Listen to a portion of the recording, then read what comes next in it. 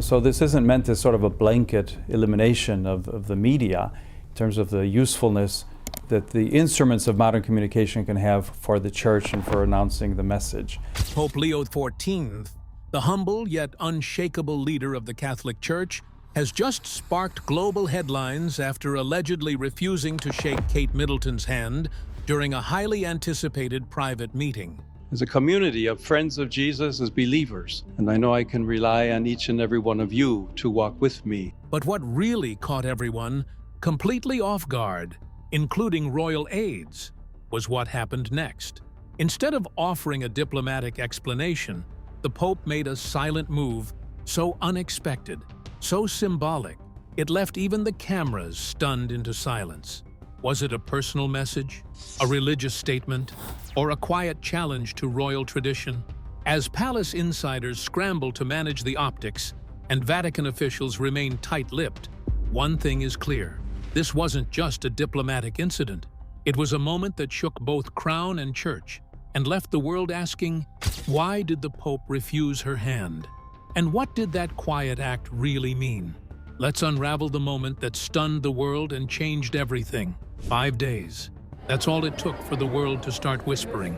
Just 5 days after Pope Leo XIV stepped out onto the balcony of St. Peter's Basilica for the first time, everything about the Vatican felt different. At the beginning of the ministry that has been entrusted to me, St. Augustine wrote, "Lord, you have made us for yourself." There was no golden ring, no jewel-encrusted vestments, no grand papal procession, just a quiet, sharply focused American in a plain black cassock who walked without an entourage and slept on a cot. Pope Leo knew his reality had been transformed completely the moment he was announced. It wasn't just the Catholic Church watching, the world was squinting, trying to decode who this man really was. And then came the Princess of Wales, Kate Middleton, looking regal and unshakable as always. A woman with a masterclass in composure and an air of warmth that could soften stone. You look like one in your beautiful pink dress. But do you know the intriguing thing about this meeting? It wasn't on the official calendar, meaning that there was no advanced heads-up through the proper diplomatic channels. According to insider sources, not even the British Foreign Office had full details of Kate's movement. She had requested the audience herself, and the Vatican said yes, privately. No headlines, no palace press release, just a quiet yes from the most unpredictable pope in modern history. The Vatican corridors buzzed with tension. Aides reportedly scrambled to adjust ceremonial posts, remove velvet banners, and simplify the space. The meeting was to be held not in the grand audience chamber reserved for kings, but in a quieter hall. No gilded chairs, no silk curtains, just wood, stone, and silence. As her plane crossed the Mediterranean, Kate reviewed the handwritten greetings she had prepared. Her assistant allegedly reminded her, "This pope doesn't follow protocol." She reportedly smiled and replied, "Neither do I." But not even she could have predicted what would happen next, because while her team rehearsed lines of diplomacy, Pope Leo XIV was making a decision of his own. Aides later claimed he paused his morning prayer, turned toward the altar, and said calmly, "Prepare the receiving room. But this meeting will not follow usual protocol. No explanation, just intention." And when the moment finally came, the world would realize this wasn't just a meeting between royalty and religion. This was a collision course between tradition and transformation. You have called me to carry that cross and to be blessed with that mission, and each and every one of you to walk with me. The doors opened slowly, almost deliberately, as if even the hinges understood the weight of what was about to unfold. Cameras clicked before she even stepped in. Kate Middleton entered the room like royalty always does. Calm, prepared, every gesture polished, but never forced. She wore soft ivory, which was deliberate. No dramatic colors, no fashion statements, just quiet power in the form of simplicity. They were some of my happiest years, which makes it so incredibly exciting to be back here today. Pope Leo XIV was already seated, alone, No cardinals, no aides beside him, just a red mozzetta draped over a plain cassock. His hands were folded in his lap, his expression unreadable. The two locked eyes across the room. It was the kind of silence you don't interrupt. Even the camera crews froze, some instinctively lowering their lenses. In that stillness, something ancient stirred, like an aura in the wind. Kate walked forward as she'd done 100 times before. Presidents, prime ministers, religious leaders, you name it. She's met them all, and it's always the same choreography. She extended her hand, a smile on her face, a practiced gesture meant to bridge royalty and faith. After all, her biggest mission on this trip was to signal unity. But to everyone's surprise, the Pope didn't move an inch. His eyes stayed locked with hers. His hands remained folded. Seconds passed, not many, but just enough for everyone to feel it. Kate's hand hovered in the air, mid-gesture, still smiling, but something flickered just briefly in her eyes. Was it confusion? Curiosity? No one could tell. She didn't flinch. She didn't pull back in haste. She just slowly lowered her hand and, in a tone barely above a whisper, said, "I see." And that's when he stood, not to shake her hand, not to offer any explanation, but to walk calmly toward a small wooden table positioned just to the side. On it sat a silver basin, a clay pitcher filled with water, and a folded white towel. There were no microphones nearby, no ornate scriptures, just water, cloth, and silence. It wasn't in the press briefing, it wasn't in her notes, and yet it had clearly been prepared. One of the Vatican guards reportedly blinked in confusion, visibly unsure whether to intervene. An aide at the back of the room made the sign of the cross unprompted, almost instinctively, because everyone watching could feel it. This wasn't a ceremony, it was something else. The refusal of the handshake wasn't a diplomatic misstep. It wasn't a power move, it was a turning point. Pope Leo didn't need to say it out loud. The room had already received the message. Something sacred was about to begin, and no one, not even Kate, knew what was coming next. The room remained frozen. No one breathed too loudly. Not even the cameras dared click. Kate stood still, her posture unchanged, yet her presence somehow different. Her hand was back at her side, but the moment hung in the air like incense, thick and impossible to ignore. Pope Leo XIV reached for the clay pitcher slowly. With the precision of someone handling relics, he poured water into the silver basin. The sound echoed gently through the chamber, a soft, almost prayer-like rhythm. He looked up, meeting her gaze again. "Your Royal Highness," he said, his voice steady and clear, "I did not come here to exchange gestures for the cameras." Then he gestured to the basin. "I came to offer something deeper." That was the moment she realized this was no accident. This wasn't improvisation. This, allegedly, was always the intention. She just didn't know it. Behind the scenes, Vatican aides would later confirm the Pope had quietly requested the basin that morning. No one had dared to ask why. But now it was clear. The ritual was older than monarchy, older than protocol, and far older than either of the two figures standing in that sacred space. In the Gospel of John, Jesus kneels before his disciples, washes their feet, and tells them that no servant is greater than the one who serves. Then he poured some water into a wash basin and began to wash the disciples' feet. That moment of humility sparked centuries of tradition. By the 3rd century, Christian leaders in North Africa had already adopted foot washing as an act of spiritual surrender.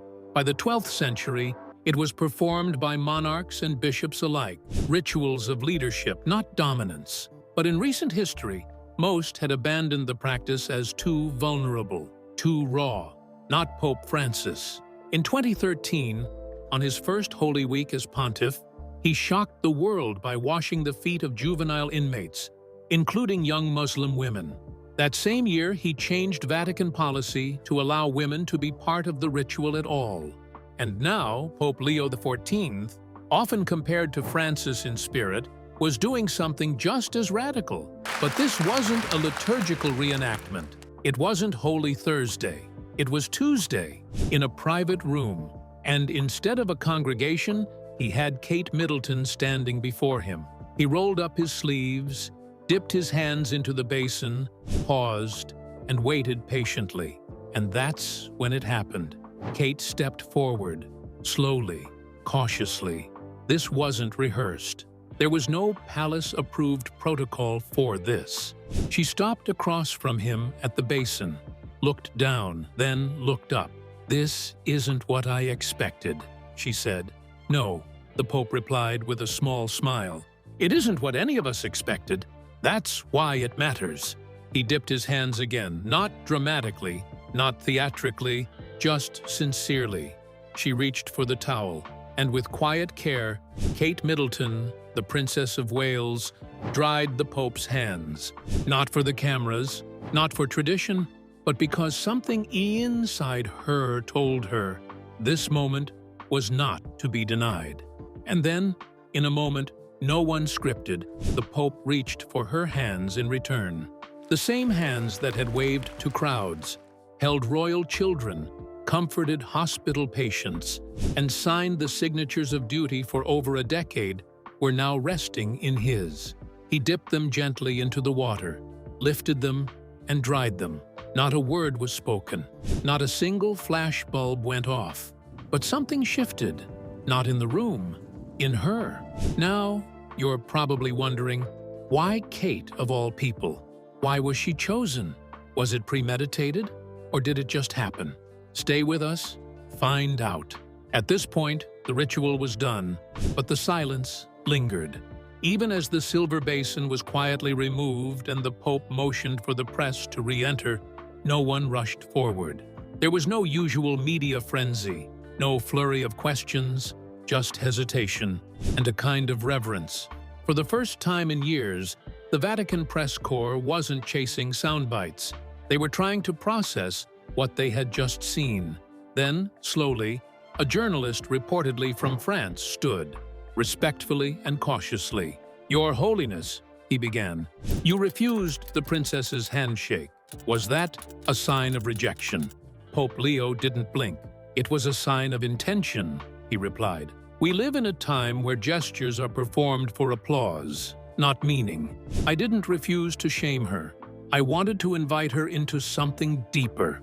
The room didn't gasp. It exhaled. Kate stood beside him now, not at a distance, not behind a line of protocol, but beside him. Her hands clasped loosely in front of her. No royal wave, no camera-ready smile. She was just present. Another journalist leaned in next, saying, "Were you offended, Princess?" Kate looked straight ahead, then said softly, "I was surprised, but not offended. I expected protocol. Instead, I got perspective." Another reporter asked if the whole moment had been staged, like choreographed symbolism for viral attention. The Pope reportedly smiled slightly. If it had been planned, it would have been meaningless. And then Kate, the woman often praised for her restraint, spoke up again. "There's a difference between being caught off guard and being invited into something that forces you to think. What he offered wasn't comfortable, but it was honest." As we celebrate this morning, I invite you to recognize the marvels that the Lord has done. And honesty isn't weakness, it's strength. The journalists didn't react the way they usually did. No aggressive follow-ups, no snarky undertones. Instead, someone scribbled quietly. Another just nodded. The traditional image of Kate Middleton, the polished duchess with the perfect photo-op smile, had vanished. In her place stood someone different, not less regal, just more real. One journalist from Italy asked, "Your Holiness, some will say this was a show of power, that you embarrassed her, that this was about dominance, not humility." The Pope's voice didn't rise, but it resonated. "If humility feels like dominance," he said, "then perhaps we've misunderstood humility altogether." A quiet murmur passed through the room. Not debate, not dissent. It was one of understanding. This wasn't a clash between church and crown. It was something more nuanced, more uncomfortable, more human. And in that press hall, where statements are usually rehearsed and images carefully constructed, something rare happened. Everyone stopped trying to frame the moment and started trying to feel it. Now, as the press shuffled out, murmuring softer than usual, an aide approached Kate and the Pope discreetly. "The car is ready, Your Royal Highness," he said. But before Kate could respond, the Pope made a small gesture with his hand, not toward the exit, but toward a narrow side corridor. They say when they clap at the beginning, it doesn't matter much. If you're still awake at the end. Dimly lit and quiet. "Come," he said simply. No cameras followed. No advisors joined. Just two figures walking side by side, their footsteps echoing off the stone walls as they moved away from the grandeur of the Apostolic Palace. They entered a small private chapel. No gold, no mosaic ceilings, no sculpted saints. Just a single wooden crucifix and a candle flickering below it. Kate paused at the doorway. "I wasn't ready for this," she admitted softly. "No one ever is," Leo replied, kneeling in the front pew. His voice wasn't institutional, it was personal. She stood for a moment, unsure of where to place herself or what to say without sounding scripted. Eventually, she decided to just sit beside him. There were no microphones, no guards, no expectations. It was just silence. After a few seconds, she spoke again. "I thought I'd be in control, that I'd know what to say, what to offer." "You still are," he said. "But the question is, what kind of control do you want?" She let the question sit in the air, heavy and disarming. Then, without warning, he reached into his sleeve and pulled out a small olive wood rosary, its surface darkened by years of touch. "This was given to me by a woman in Palestine," he said. "She lost 3 sons to war. Her faith was all she had left, and even that she shared." He then placed the rosary gently in Kate's hand. "This isn't a souvenir," he said. "It's a reminder of what you already know, deep down." Kate looked at it quietly, then whispered, "I don't even know how to pray." "You just did," he said. She laughed softly, half embarrassed, half in wonder. It wasn't the laugh of a duchess. It was the laugh of someone surprised by herself. "You surprised me," she said, her voice a little steadier now. "And you surprised me," he replied. "Most run from the unexpected. You stepped into it." Then he leaned slightly closer and asked, "Why did you stay after I refused your handshake?" She looked down at the rosary, her fingers tightening slightly. "Because it didn't feel like rejection," she said after a pause. "It felt like a challenge, and I didn't want to fail." He nodded once in acknowledgement and replied, "And you didn't." They sat in silence for a long moment. Two leaders with no titles between them, just people, raw, real, and changed. Outside, the media speculated. Reporters polished headlines. Analysts debated symbolism. But in that chapel, no one said another word. Because sometimes, transformation doesn't happen on stage. It happens in a place of quietness. Now, by the time they emerged from the side chapel, something had shifted.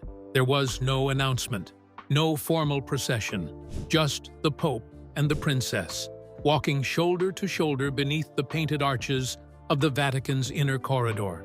No entourage, no flashing cameras, but the atmosphere outside had changed. The press, who had been buzzing only minutes before, now stood quieter. No longer circling for statements, they waited, watching, unsure of what they were witnessing. The two stepped into the hall where the meeting had begun. Kate's team instinctively rose. Vatican guards bowed, and then a journalist, bolder than the rest, called out, "Will there be a statement?" Kate paused, then looked to the Pope. He didn't speak. He simply raised his hand in gentle acknowledgement. And then he turned to her and extended his hand. The same hand that had been immersed in the same water. The same hand that had asked her not to perform but to reflect. Kate took it without hesitation or any grand performance. Just one hand in another.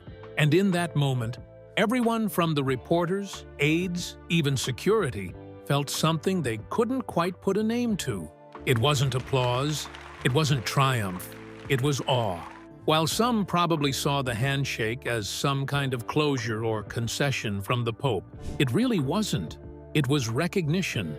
Two public figures who had shed their titles for a moment, who had stood before each other not as institutions, but as people.